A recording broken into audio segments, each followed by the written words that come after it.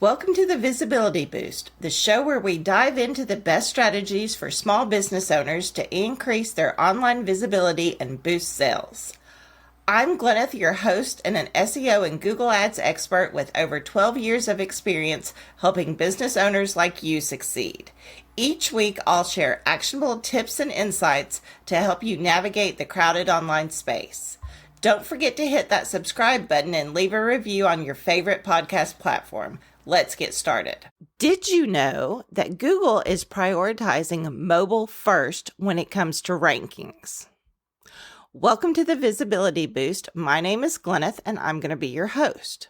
So what does that mean to you, a business owner, that Google's prioritizing mobile first for rankings?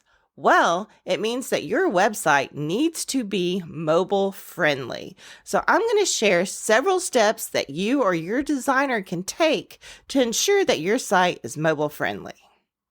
Here we go. Number one, you need to make sure you have a responsive design. You cannot have the same design on desktop as you do on a mobile device. The screen size is so different, it just doesn't work. If your developer designer is not showing you mock-ups for both a desktop version and a mobile version, you need to be questioning why. Secondly, you need to run your site through Google's mobile-friendly test to see if it is mobile-friendly, and if it's not, what do you need to do to fix it?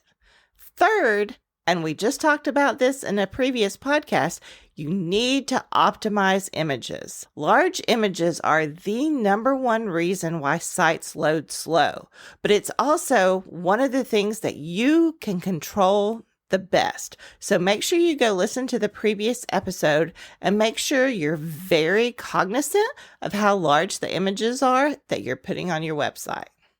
Third, you need an easy and mobile-friendly navigation. Most people these days have the, quote, hamburger menu, which is the 3 lines on either the right or left side of the top of the screen. That's what people are expecting to see, so make sure you try to incorporate that into your design. Fifth, you need readable font sizes. Remember, this is on a super small screen. You need to make sure that your font is big enough and honestly dark enough to be able to be read. There are plenty of checkers out there where you can put your background color and your font color into it, and it will tell you how readable that is going to be to somebody on a mobile device.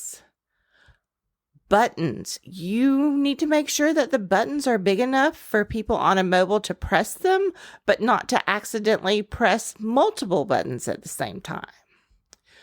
You need to ensure that your site loads fast. We know that desktops load fairly quickly, but mobile takes a little bit more. And so when you're checking site speed, you need to also make sure you're checking the mobile site speed and mobile performance. Luckily, Google gives us this tool called PageSpeed Insights to do just that. And then it will tell you what you can fix to make your site speed better. Next, you need to test across devices. Grab your phone, grab your friend's phone, grab some other phones. Go to your website and actually look, browse around on it. Can you easily move around on your own website? Can you find everything? Can you see anything? But also think about, are there things that maybe don't really matter for people to see on a mobile? See if your designer developer can hide those if the person is on a mobile device. Use mobile-friendly plugins.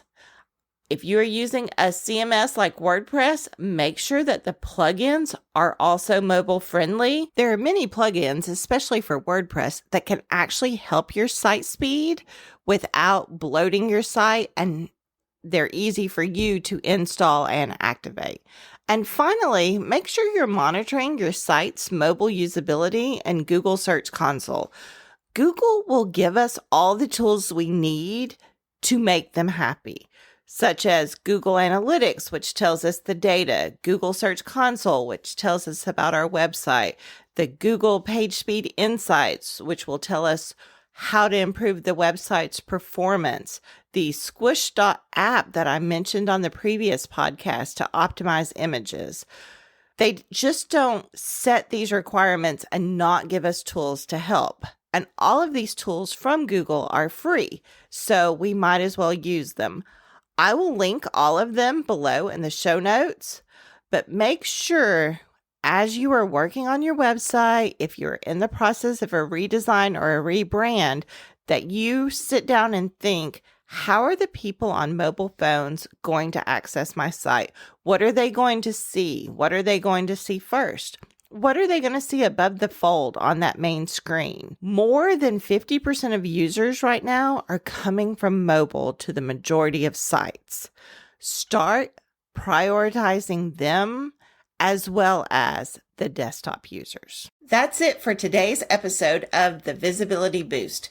If you enjoyed this episode, make sure to subscribe and leave a review. For more exclusive tips and in-depth trainings, join the Visibility Method Insiders Circle, where we offer strategic insights and actionable strategies to boost your online presence.